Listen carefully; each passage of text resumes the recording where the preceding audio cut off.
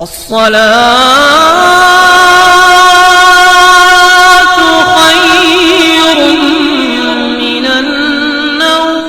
علیکم ورحمۃ اللہ وبرکاتہ۔ میں ہوں رشید اختر اور آپ دیکھ رہے ہیں سجاد نظامی ورلڈ۔ امید کرتا ہوں آپ لوگ خیریت سے ہوں گے۔ اللہ اور بھی آپ کو خوش رکھے، شاد و آباد رکھے، دینی اور دنیاوی دولت سے آپ کو مالا مال فرمائے، آمین یا رب العالمین۔ دوستو، آج کا واقعہ اتنا پیارا ہے، میں آپ کو کیا تعریف اس کی کروں کہ حقیقت میں ذکر کس کا کہ حضرت ہمارے اور آپ کے پیارے آقا کی پیاری بیٹی حضرت فاطمۃ الزہرا یعنی حضرت امام حسین کی والدہ حضرت فاطمۃ الزہرا، وہ اپنے ابا جان یعنی ہمارے اور آپ کے پیارے آقا کی دعوت کرتی ہیں، اور گھر میں کچھ بھی دوستو پکانے کے لیے اور کھانے کے لیے کچھ ہے ہی نہیں، لیکن سرکار کی بارگاہ میں دعوت ہو چکی ہے۔ حضرت علی رضی اللہ تعالیٰ عنہ نے دعوت کی ہے اور سرکار نے قبول فرما لی ہے، لیکن کھانا کہاں سے آنے والا ہے اور کہاں سے بنے گا؟ تو آج کا یہ واقعہ اگر آپ نے سن لیا تو میں امید یہ کرتا ہوں کہ شاید ایسا واقعہ آپ کو سننے کو نہ ملے۔ جی ہاں، بالکل حقیقت دوستو بیان کر رہا ہوں، پورا شروع سے لے کے آخر تک اس واقعے کو سن لینا، انشاءاللہ آپ کی آنکھوں میں آنسو آ جائیں گے کہ حضرت فاطمۃ الزہرا کو اگر فکر تھی تو کس کی تھی؟ حضرت ہمارے اور آپ کے پیارے آقا کو دنیا کے اندر فکر تھی تو کس کی تھی؟ اس ویڈیو میں، اس واقعے میں آپ سن لیں گے تو آپ کا دل رونے لگ جائے گا، آپ کی آنکھوں سے آنسو ٹپ ٹپ گرنے لگیں گے۔ آئیے میں یہاں سے واقعہ شروع کرتا ہوں، لیکن یہ پھر بھی میں آپ لوگوں سے کہوں گا کہ اس واقعے کو اپنے دوستو احباب میں، رشتہ داروں میں، ملنے والوں میں، سب میں پہنچا دینا تاکہ ہر انسان سن لے، ثواب جاریہ کی نیت سے آپ پہنچا دینا۔ سنیے انشاءاللہ تعالی، میں یہاں سے اس واقعے کو شروع کر رہا ہوں۔ بسم اللہ الرحمن الرحیم، صلی اللہ علی النبی الامی وآلہ صلی اللہ علیہ وسلم، صلاۃ و سلام علیک یا رسول اللہ صلی اللہ علیہ وسلم۔ دونوں عالم کے مالک و مختار کی دعوت اور سیدہ خاتون جنت ہیں، یعنی جو جنتی عورتوں کی سردار ہیں، ان کے یہاں پر دعوت ہمارے پیارے آقا کی سنیں انشاءاللہ تعالی۔ بسم اللہ الرحمن الرحیم، پورا سن لینا انشاءاللہ، امید کرتا ہوں مزہ آ جائے گا۔ ایک دن حضرت عثمان غنی رضی اللہ تعالی عنہ نے نبی کریم صلی اللہ علیہ وسلم کی دعوت کی۔ کس نے؟ سرکار کے جو خلیفہ ہیں حضرت عثمان غنی، آپ کی دعوت کی سرکار کی۔ جب نبی کریم صلی اللہ علیہ وسلم حضرت عثمان غنی رضی اللہ تعالی عنہ کے گھر کی طرف تشریف لے کر جا رہے تھے تو حضرت عثمان غنی رضی اللہ تعالی عنہ نے آپ یعنی حضور نبی کریم صلی اللہ علیہ وسلم کے پیچھے پیچھے چل رہے تھے۔ سرکار تشریف لے جا رہے تھے حضرت عثمان غنی کے گھر، اور حضرت عثمان غنی جو ہے سرکار کے پیچھے پیچھے چل رہے ہیں، ٹھیک ہے، لیکن وہ کیا کر رہے ہیں ان کے پیچھے چلتے چلتے؟ سنیں۔ اور حضور صلی اللہ علیہ وسلم کے قدموں کی تعداد گن رہے ہیں کہ سرکار کے کتنے قدم ہو گئے ہیں اور کتنے قدم چل چکے ہیں۔ جی ہاں، لیکن آخرکار یہ ماجرا کیا ہے تو سن لیں انشاءاللہ، میں بالکل آپ کو بہت ہی پیارے انداز میں بتا رہا ہوں، سنیں۔ حضرت عثمان غنی آپ کے قدموں کی تعداد گن رہے تھے۔ اب سرکار دو عالم صلی اللہ علیہ وسلم نے جب منہ موڑ کر پیچھے کو یہ معاملہ دیکھا تو مسکرا کر پوچھا، اے عثمان کیا کر رہے ہو؟ تو حضرت عثمان غنی رضی اللہ تعالی عنہ نے جواب دیا، یا رسول اللہ صلی اللہ تعالی علیہ وسلم، میں آپ کے قدموں کو گن رہا ہوں تاکہ ان قدموں کی گنتی سے میں اتنے ہی غلام آزاد کروں، یہ میری خواہش ہے۔ سبحان اللہ۔ اب دعوت ختم ہونے کے بعد حضرت عثمان غنی رضی اللہ تعالی عنہ نے ایسا ہی کیا اور اتنے ہی غلام آزاد کیے، یعنی جتنے سرکار دو عالم صلی اللہ علیہ وسلم اپنے گھر سے لے کر کے حضرت عثمان غنی کے گھر تک آئے تھے، جتنے قدم ہوئے تھے ان قدموں کی گنتی کے برابر جو ہے حضرت عثمان غنی نے غلاموں کو آزاد کر دیا۔ جی ہاں، آگے سنیں انشاءاللہ تعالی۔ اب حضرت علی رضی اللہ تعالیٰ عنہ اس دعوت سے متاثر ہوئے اور گھر آ کر حضرت فاطمۃ الزہرا رضی اللہ تعالیٰ عنہ سے اس دعوت کا ذکر کیا، یعنی کہ آپ کی شریک حیات تھیں حضرت فاطمۃ الزہرا، سرکار کی چہیتی پیاری بیٹی تھیں، اور حضرت علی کی شریک حیات تھیں، تو حضرت علی نے حضرت عثمان غنی کی دعوت کے یہاں کا ذکر، دعوت کا ذکر جو ہے حضرت فاطمہ سے کیا، حضرت فاطمہ الزہرا سے کیا۔ حضرت فاطمہ الزہرا نے فرمایا اے علی رضی اللہ تعالیٰ عنہ، اگر تم چاہتے ہو تو ٹھیک ہے، تم رسول اللہ صلی اللہ علیہ وسلم اور آپ کے اصحاب کو بلاؤ، یعنی دعوت کرو، اور میں دعوت کے لیے کچھ پکا لوں۔ حضرت فاطمہ الزہرا فرماتی ہیں دوستو، واقعہ بہت ہی پیارا ہے، سن لینا۔ اب حضرت علی رضی اللہ تعالیٰ عنہ کے جانے کے بعد حضرت فاطمہ الزہرا رضی اللہ تعالیٰ عنہ نے وضو کیا اور اللہ تعالیٰ کے حضور سربہ سجود ہو گئیں اور دعا مانگنے لگیں۔ وہ اس لیے کیونکہ دعوت تو ہو گئی سرکار کی اور سرکار کے اصحاب کی، جو صحابی رسول تھے، جتنے بھی صحابہ اکرام تھے، سب کی دعوت ہو چکی ہے، لیکن حضرت فاطمہ الزہرا کے گھر نہ ہی تو کچھ پکا ہوا ہے اور نہ ہی کچھ پکانے کے لیے گھر پر کچھ ابھی سامان رکھا ہوا ہے۔ جی ہاں، اب حضرت فاطمہ الزہرا نے دعوت تو قبول کروا دی، دعوت کی، لیکن جیسے ہی حضرت علی رضی اللہ تعالیٰ عنہ گھر سے گئے اور حضرت فاطمہ الزہرا نے وضو بنایا، اور وضو بنانے کے بعد اللہ تعالیٰ کے حضور سر پر سجود ہو گئے اور دعا مانگنے لگیں۔ اب اللہ رب العزت کی بارگاہ میں سجدے میں حضرت فاطمہ الزہرا دعا کیا مانگتی ہیں؟ اے اللہ، تیری بندی فاطمہ رضی اللہ تعالیٰ عنہ نے، تیری بندی فاطمہ نے تیرے حبیب، تیرے پیارے حبیب محمد رسول اللہ صلی اللہ علیہ وسلم اور ان کے اصحاب کی دعوت کی ہے۔ حضرت فاطمہ الزہرا دعا کر رہی ہیں اللہ کی بارگاہ میں، تیری بندی کا صرف اور صرف تجھ پر بھروسہ ہے۔ حضرت فاطمہ دعا میں یہ جملے کہہ رہی ہیں، اے میرے مالک، اے میرے رب، تیری بندی فاطمہ کا صرف اور صرف تجھ پر بھروسہ ہے، لہٰذا اے میرے مالک و خالق، آج تو فاطمہ رضی اللہ تعالیٰ عنہ، یعنی آج تو فاطمہ کی لاج رکھ لے، اور اس دعوت کے لیے کھانوں کا انتظام عالم غیب سے فرما دے۔ اے حضرت فاطمہ الزہرا مصلی بچھا کر، وضو بنا کر اور سجدے میں گئی، اللہ کی بارگاہ میں دعا کر رہی ہیں، میں تیری بندی فاطمہ ہوں، آج میں نے تیرے پیارے حبیب کی دعوت کی۔ یہ نہیں کہا کہ آج میں نے اپنے ابا جان کی دعوت کی، بلکہ اللہ کی بارگاہ میں دعا کر رہی ہیں تو یہ کہا آج میں نے تیرے پیارے محبوب کی دعوت کی ہے، آج میرے پاس، میرے گھر میں کچھ بھی نہیں ہے، صرف میرا بھروسہ تجھ پر ہے۔ اے میرے خالق و مالک، آج تو اپنی نیک بندی فاطمہ کی لاج رکھ لے اور اس دعوت کے لیے کھانوں کا انتظام عالم غیب سے فرما دے۔ دوستو آگے کیا ہوتا ہے سنیں۔ اب سیدہ فاطمہ رضی اللہ تعالی عنہ نے یہ دعا مانگ کے ہانڈیوں کو چولہوں پر رکھ دیا۔ اللہ اکبر، ہانڈیوں میں کچھ نہیں ہے دوستو، خالی ہانڈیوں کو چولہے پر آپ نے رکھ دیا۔ اللہ رب العزت کے فضل و کرم سے تمام ہانڈیاں رنگ برنگ کے کھانوں سے بھری پڑی تھی۔ سبحان اللہ، سبحان اللہ، اے سبحان اللہ، ساری ہانڈیاں جو ہیں رنگ برنگ کے کھانوں سے بھر گئیں۔ جب سرکار دو عالم صلی اللہ علیہ وسلم اپنے اصحاب، یعنی اپنے صحابیوں کے ساتھ رضوان اللہ تعالیٰ علیہم اجمعین کے ساتھ تشریف لے آئے تو حضرت فاطمہ الزہرا رضی اللہ تعالیٰ عنہ نے ہانڈیوں سے ڈھکن اٹھا کر کھانا ڈالنا شروع کیا۔ اللہ اللہ، ہانڈیوں کا ڈھکن اٹھا کر کھانا ڈالنا شروع کیا۔ اب اصحاب رسول یعنی صحابی رسول اللہ صلی اللہ علیہ وسلم کھانے کی خوشبو سے حیران رہ گئے۔ اللہ اکبر، جب صحابہ اکرام رضوان اللہ تعالیٰ علیہم اجمعین نے کھانا کھایا تو کھانوں کی لذت نے مزید حیران کر دیا۔ آپ جتنے بھی صحابی تھے سرکار کے سب حیران رہ گئے۔ اب نبی کریم صلی اللہ علیہ وسلم نے صحابہ اکرام رضوان اللہ تعالیٰ علیہم اجمعین سے صحابہ اکرام رضوان اللہ تعالیٰ علیہم اجمعین سے کہا، حیران کر دیا۔ نبی کریم صلی اللہ علیہ وسلم نے صحابہ اکرام رضوان اللہ تعالیٰ علیہم اجمعین کو حیران دیکھ کر فرمایا، اے میرے صحابیوں حیران ہو۔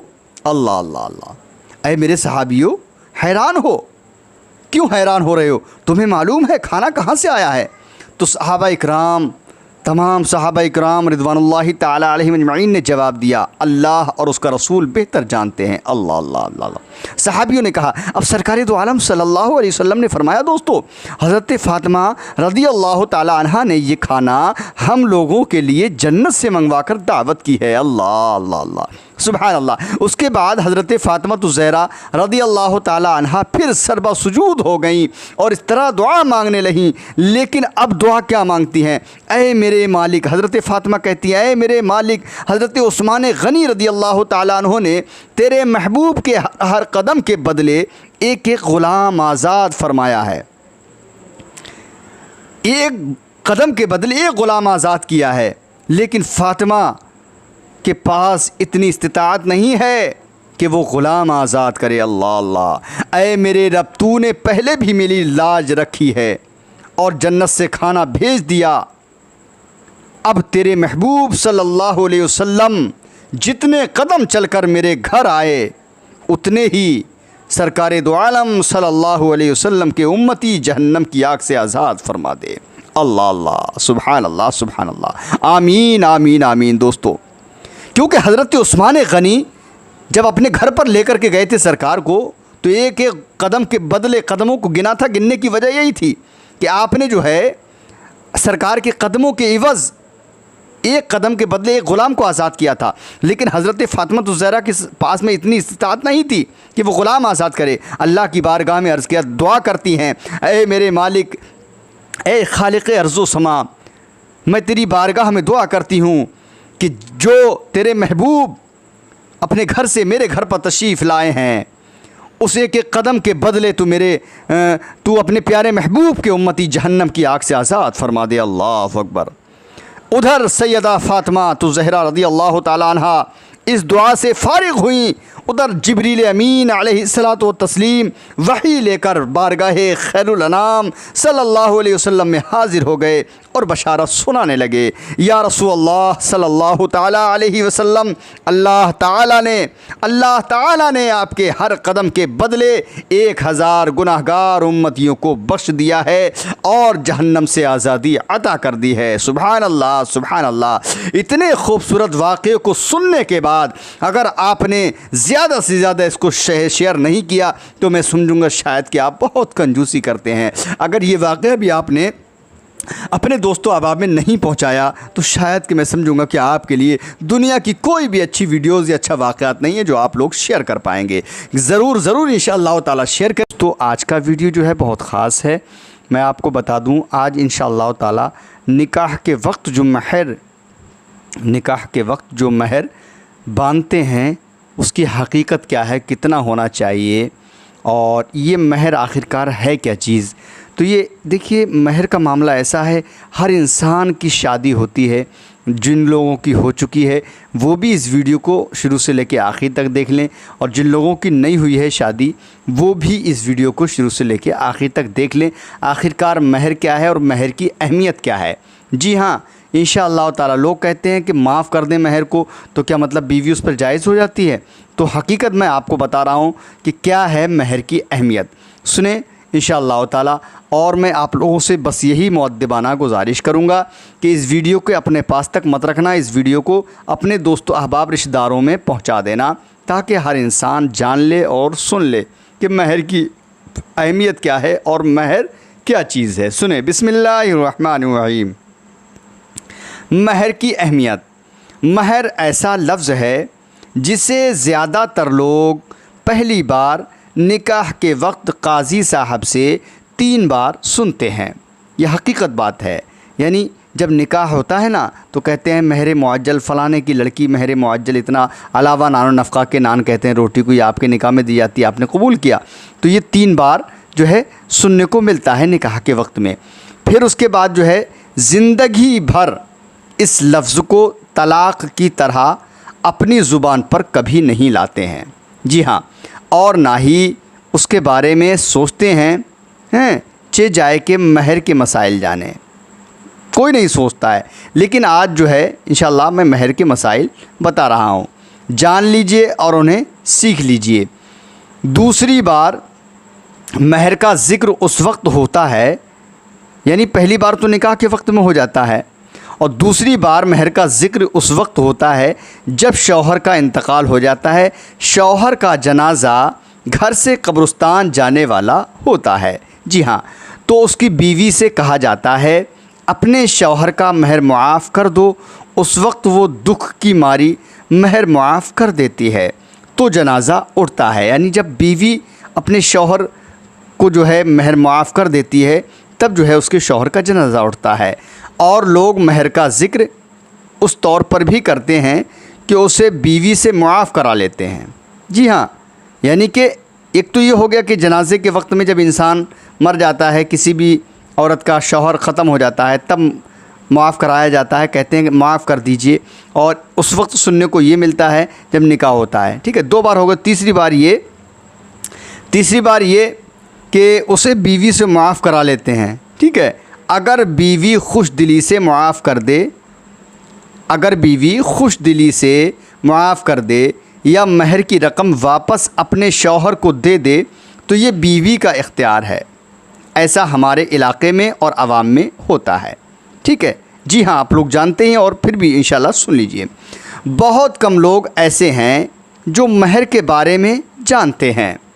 اس لیے ہم نے سوچا آج مہر کے حوالے سے کچھ باتیں پیش کی جائیں تاکہ مہر کے بارے میں پتہ چلے اور اس کی اہمیت معلوم ہو کہ آخرکار مہر کیا ہے اور مہر کی اہمیت کیا ہے. جی ہاں، تو سن لیں انشاءاللہ. مہر اس رقم کو کہتے ہیں جو شوہر کی طرف سے نکاح کے وقت بطور تحفہ شریک حیات کو دی جاتی ہے. جی ہاں، اسی کا نام مہر ہے. اگر مہر معجل ہے تو اسے یعنی نقد ہے، معجل یعنی نقد ہے، تو اسے جو ہے اسی وقت اس کی بیوی کو دے دیا جاتا ہے. اور اگر مہر غیر معجل ہے تو زندگی میں کبھی بھی ادا کر سکتا ہے اور ادا کر دے. اگر غیر معجل ہے تو وہ نقد، اور غیر معجل تو وہ ادھار ہے، تو اپنی زندگی میں کبھی بھی ادا کر دے. دوستو، اگر نکاح کے وقت مہر کا ذکر نہیں ہوا تب بھی عورت مہر کی حقدار ہوگی. جی ہاں، یعنی کہ نکاح کے وقت میں اگر مہر کا ذکر پھر قطعی بالکل ہی نہیں ہوا ہے پھر بھی عورت جو ہے مہر کی حقدار ہوگی. اس صورت میں اسے مہر مثل ملے گا. مہر مثل کا مطلب یہ ہے اس کے خاندان میں عورتوں کا عام طور سے جتنا مہر ہوتا ہوگا اتنا اس کو ادا کرنا پڑے گا اگر اس کے نکاح میں مہروں کا ذکر نہیں ہوا ہے تو. جی ہاں، اب آگے بڑھتے ہیں. قرآن مقدس میں اللہ تعالیٰ نے کیا فرمایا ہے تو سنیں. قرآن شریف میں اللہ تعالیٰ نے مہر کا ذکر کئی جگہ فرمایا ہے. اس سے بھی مہر کی اہمیت کا اندازہ لگایا جا سکتا ہے. اللہ ارشاد فرماتا ہے قرآن مقدس میں وَآتُوا النِّسَاءَ صَدُقَاتِهِنَّ نِحْلًا. سورہ نساء کی یہ آیت ترجمہ سنیں. اور عورتوں کو ان کے مہر خوشی سے ادا کرو. اگر نکاح میں مہر باندھے ہیں تو اس کو ادا کرو خوشی سے. مہر مقرر کرنا یہ اسلام کی خصوصیات میں سے ہے. اسلام کے علاوہ کسی دوسرے مذہب میں نکاح کے وقت مہر مقرر نہیں کیا گیا ہے. جی ہاں، تبیان القرآن. آگے سنیں انشاءاللہ. مہر کے نظام سے پتہ چلتا ہے کہ شادی کے وقت لڑکی کی جانب سے لڑکے کو کوئی چیز نہیں دی جاتی ہے بلکہ لڑکی کو مہر کی شکل میں تحفے تحائف دیے جاتے ہیں. جی ہاں، بے شک یہ حق بات ہے، سچ بات ہے اور آپ لوگ بھی جانتے ہیں. آگے سنیں.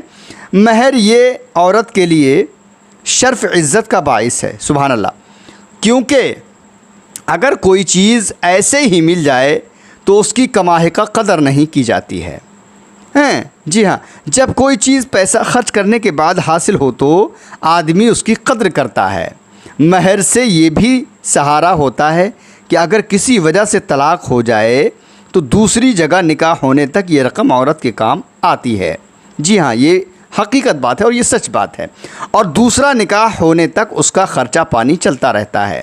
مہر کی حکمتوں اور خوبیوں کو بیان کرتے ہوئے بدائع الصنائع میں شمس العلماء حضرت علامہ علاء الدین کاسانی علیہ الرحمہ تحریر فرماتے ہیں اگر صرف معاہدہ نکاح کی وجہ سے شوہر پر مہر لازم نہ ہو تو وہ معمولی سی بات پر بھی نکاح ختم کر دے گا.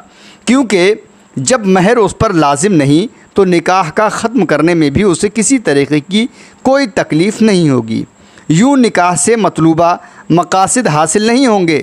مزید یہ کہ نکاح کے مقاصد اسی وقت حاصل ہو سکتے ہیں جب میاں بیوی میں موافقت ہو، اور موافقت اسی وقت ہو سکتی ہے کہ جب شوہر کی نظر میں بیوی کی عظمت ہو، اور شوہر کی نظر میں اس وقت بیوی کی عظمت پیدا ہو سکتی ہے جب اس پر کوئی ایسی چیز لازم کر دی جائے تو اس کی نظر میں قیمتی اور قابل قدر ہو۔